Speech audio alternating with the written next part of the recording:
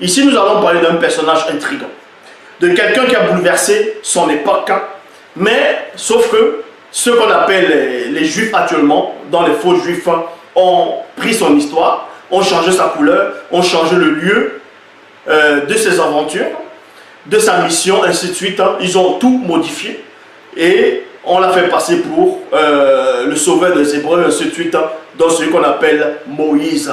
Son vrai nom c'est Boussi. Donc, dans Exode chapitre 3, au verset 2, on vous parle d'un buisson Adam que Dieu, celui qu'on vous nommez Dieu, mais on sait que Dieu, la définition de Dieu, ça veut dire divinité, l'être supérieur. Et quand on dit l'être, le mot être apparaît dans un être, c'est quoi? C'est une créature. Donc, le Dieu, Yahvé Adonai Elohim, l'éternel, Jéhovah, apparu à Moïse selon quelques passages des Bibles classiques. Et ça va vous démontrer qu'il y a une grande supercherie derrière. Il y a un mensonge de l'anti-vérité. Donc, ici, premièrement, dans Exode chapitre 3, verset 2, on vous dit que l'ange de l'Éternel lui apparut dans une flamme de feu au milieu d'un buisson. Point. Moïse regarda et voici le buisson était en feu, virgule, et le buisson ne consumait point. Le buisson ne se consumait point. Il y a point ici. Ça veut dire quoi? Qu'on vous dit qu'il y a une époque très reculée qui avait un buisson Adam.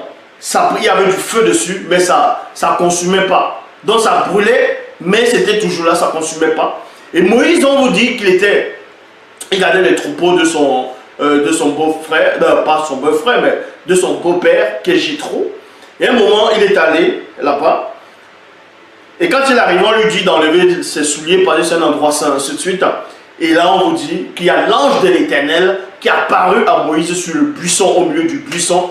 Et l'ange est entré en contact spirituel avec ce personnage de Moïse.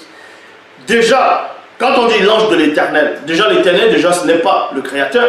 L'Éternel, il y avait Adonai, Elohim, Jéhovah, ou Eyon, ou bien Zam. C'est pas le Créateur. Ici, ce sont des créatures. Donc, vous devez savoir qu'au début de la Genèse, bon, à partir du verset 3 de la Genèse, Satan est entré.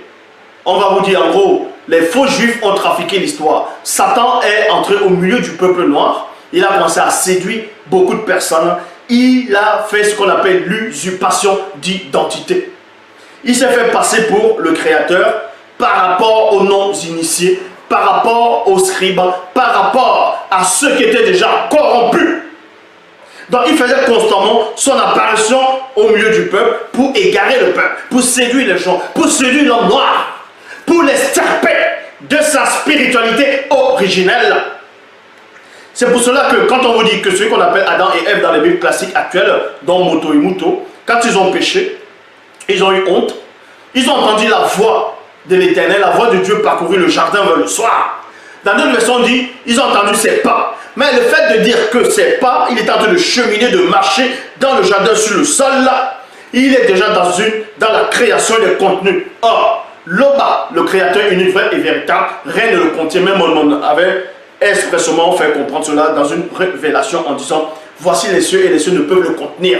Donc rien ne contient Loba. Satan, c'était déjà celui qu'on avait pris déjà pour le mettre dans le récit de la Genèse, parce qu'ils ont modifié l'écriture. Quand il dit modifié, ils ont pris, ils ont fait des copies, et ce sont les copies maintenant qu'ils ont encore trafiquées, ainsi de suite, et ils vous l'ont montré, et c'est ce que vous lisez, dans toute forme de spiritualité, dans toute forme de religion, ce sont des copies de... c'est Satan qui est derrière de l'anti-vérité.